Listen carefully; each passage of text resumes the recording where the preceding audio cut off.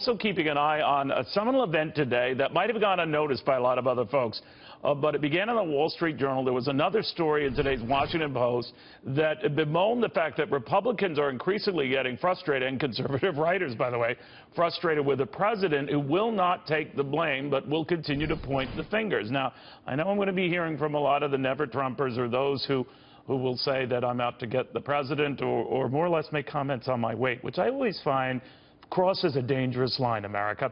But the only point I'm raising here is that in a rather scathing editorial for Wall Street Journal, a pro-capitalist publication, concerns that the president is botching an otherwise very promising agenda and has only himself to blame.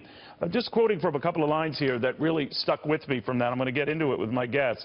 If this pattern continues, talking about the president's propensity to tweet and blame others or have out-of-context tweets in the middle of something like what was going on in London and go after the London mayor, the president may find himself running an administration with no one but his family and the Breitbart staff. People of talent and integrity won't work for a boss who undermines them in public without thinking about the consequences, and whatever happened to the buck stops here. Now, by the way, this would not be the first president who would be disparaged in the media. This would be a first Republican president, though, who gets so, ripped apart by largely conservative media, certainly the Wall Street Journal, that likes the president's agenda, likes what he wants to do with tax cuts, likes what he wants to do on reforming health care, getting regulations out of the way, boosting this economy from the tepid growth we've seen, likes all of that stuff, but then says the president might be getting in the way of that very agenda of his. To the Wall Street Journal editorial page, deputy editor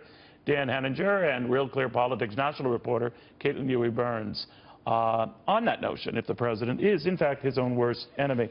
Now, Dan, to be fair, you have said this before, that there's much you like about the agenda the president outlines, right, but that when he gets distracted or tweets or the kind of stuff that would be okay if he was tweeting on the subject that is something the markets and others like, rather than getting distracted on issues that have nothing to do for the time being. What is this doing to him? What are you arguing? Well, I think what we're arguing, in short, is that Trump is undermining Trump. All right? Trump is undermining the Trump agenda, the things he wants to do.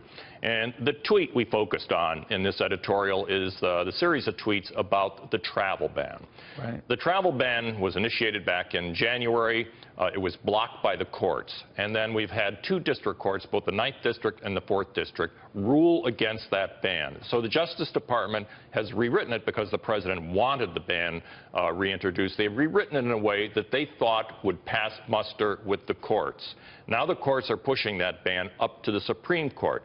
The basis for which they ruled on those two bans in the 9th and 4th District was not so much the text of the ban or the president's authority, but they cited the president's comments during the campaign as targeting specifically people from Islam. The tweet says that the second travel ban is a watered-down version, and what he really wants is the original one.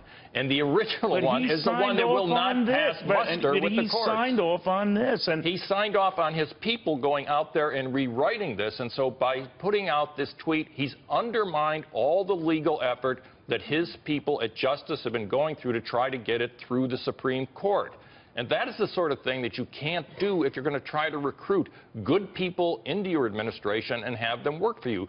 The boss has got to have your back. But, Caitlin, one of the things I fear is that the president, who has very good political instincts, got him to the White House, is going to lose this grip on the White House if he continues throwing his own team under the bus and then, for good measure, puts it in reverse and makes sure they're dead. Even with Jeff Sessions, as you and I were saying, one of his most loyal allies, whether you like the guy or not, as Attorney General, more or less saying, truth be told, you're a big reason why we're in this legal pickle we're in. Exactly. I think that was the most striking, to your point, that he's going after his own Justice Department, not only his own Justice Department, but an Attorney General that has been with him since the beginning. Why does he do that? It's one thing to go after the media and all of that, and that's a fair game, and they do really hate him. But I'm just saying that why go after your own team that is, braving the battle? People have kind of compared this to someone dealing with their own lawyer, right? And your own lawyer is saying, don't talk, and they don't want to take that advice. That's kind of what we're seeing here. But you and I have also talked a lot about the legislative calendar.